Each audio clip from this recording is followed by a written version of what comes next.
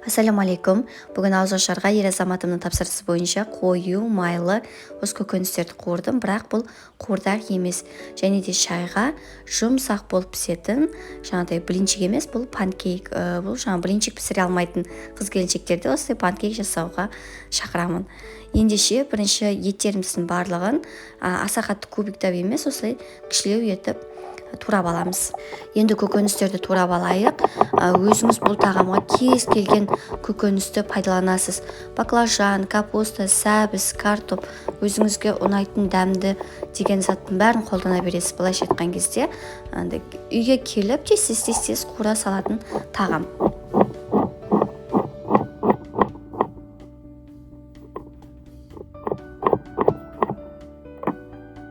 Қазанымызға майды құямыз. Кішкене қызғанын бастағаннан кейін тұз себіңіз, сонда бірінші етті салған кезде қатты май шашырап кетпейтін болады. Жоғарғы отта кәдімгідей жақсылап қызартып қуырып алыңыз. 2-3 минут қана жетеді.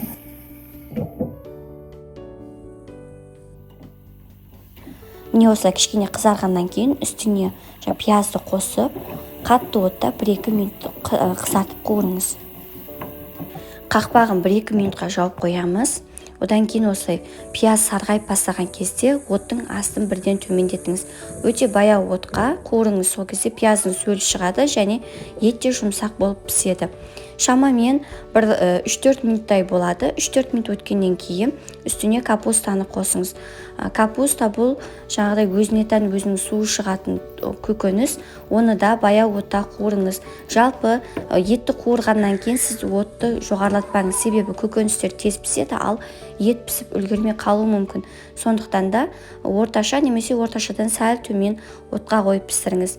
Енді картопты салып, дәмдеуіштердің барлығын салып 1-2 минут жаңағыдай майға жақсап қуырылып алсын. Одан кейін кішкене араластырыңыз да, жаңағыдай үстіне су құйыңыз. Суды көп емес, кішкене бұқтырылу үшін, яғни демделу үшін 1,5 пияладай су жетеді. Қақпағын толықтай жауып, жарты сағатқа қалдырамыз. Ұмытпаңыз, оттың асы әрдайым төмен болсын. Мен 35 минутқа қалдырған едім. Міне картопты да ірі турауының себебі осы, араластырған кезде тым қатты езіліп кетпеу үшін. Осылай тексеріп көресіздер, дәмін көріңіздер. Біздің тағамымыз дайын. Осы жарты сағаттың ішінде мен панкейк дайындадым. Ол үшін 2 жұмыртқаға 4-5 қасық құмшекер қосып, жақсылап миксерлеп алыңыз, немесе венчиктің көмегімен араластырып алсаңыз жетеді. Бізде тек қана шекер еруі тиіс ішінде. Одан кейін айран керек. Айранға әуелі соданы, ас содасын қосып алыңыз да, осы жеке ыдыстың өзінде жақсылап араластырып алыңыз. Яғни сода айранмен әрекеттесіп, осылай көпіріп шығу қажет. Одан кейін ғана жұмыртқалы массаға қосыңыз. Үстіне 3-4 қасық сұйық май құйып, 1-2 рет араластырып жіберіңіз. Одан бөлек ұнға бірінші разрыхитель, яғни қопсытқышты қосып, ұнмен бірге жақсылап араластырып аласыз. Сонда сіздің панкейктеріңіз жақсы көтерілетін болады. Ішінде ұнның іртік болып қалмауын қадағалаңыз, жақсылап араластырыңыз, себебі бұл тез піседі. Пісіп шыққан кезде арасында ұндарының өз кәдімгідей көзге көрініп қалуы мүмкін. Енді міне біздің массамыз дайын, осындай сұйықтау болып шығады, қою болмайды. Бірінші ретке табаны майлап алыңыз, және де оттың асы орташа болу қажет. Егер де сіздің газыңыздың көзі кішкентай болса, жай жанатын болса, онда оны орташадан сәл жоғары қойсаңыз болады. Енді осылай қасықтың көмегімен бір-бірлеп құйып шығамыз, дөңгелек пішімге келтіріп. Және күтіңіз. 1-1,5 минуттардан кейін өзі бетінде осылай тесіктер шығады. Мен тез пісу үшін осы бірденен 2 табаны пайдаланамын. Қараңыздар, бетіне көпіршіктер пайда болған кезде асты жағы пісті деген сөз. Енді екінші бетке аударасыз. Екінші беті бірінші бетке қарағанда өте тез піседі.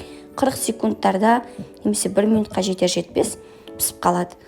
Осылай кезек алып, салып, құйып пісіріп ала бересіздер. 2 табан бірден қойсаңыздар, тіпті керемет, тіпті 10 минутта сіздің барлық панкейктеріңіз пісіп шығады. Құрметті достар, әсіресе осы ораза айында тұрақты бақылап келіп жатқан көрермендерге үлкен алғысым шексіз. Ал жаңадан қосылып жатқан кісілер болса, сіздер каналға тіркеліп, лайк басуды ұмытпаңыздар, себебі оразаның соңына дейін күнделікті рецептер шығарып отыруға тырысамын. міне біздің панкейкіміз дайын. Қараңыздар, сондай жұмсақ, үлпілдек болып шығып тұр. Нағыз шайға таптырмас тіске басар деп айтар едім. Тағамымыз да дайын. Тарелкемізге салып, пиязбен немесе кез келген көк шөппен әсемдеп, сәндеп ұсынсаңыз болады.